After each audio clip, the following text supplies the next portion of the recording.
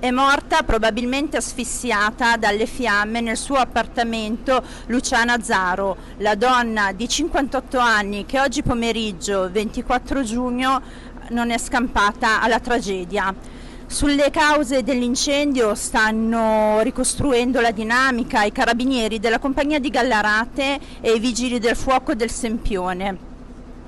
Sarebbe successo tutto intorno alle 16 quando le fiamme improvvisamente sono dilagate nell'appartamento, la donna per scampare si è chiusa all'interno del bagno, ma poi i fumi, i gas che si sprigionano a causa delle fiamme non le hanno dato scampo. Quando sono arrivati i soccorritori non c'è stato niente da fare, anche i vicini di casa hanno tentato di entrare nell'appartamento per salvarla, ma è stato impossibile. Quadernate conoscevano tutti Luciana perché è di una famiglia di gioiellieri, in tanti si sono precipitati qua fuori all'interno dell'abitazione, sono in lacrime, disperati, tutti chiedono cosa è successo alla mia amica Luciana.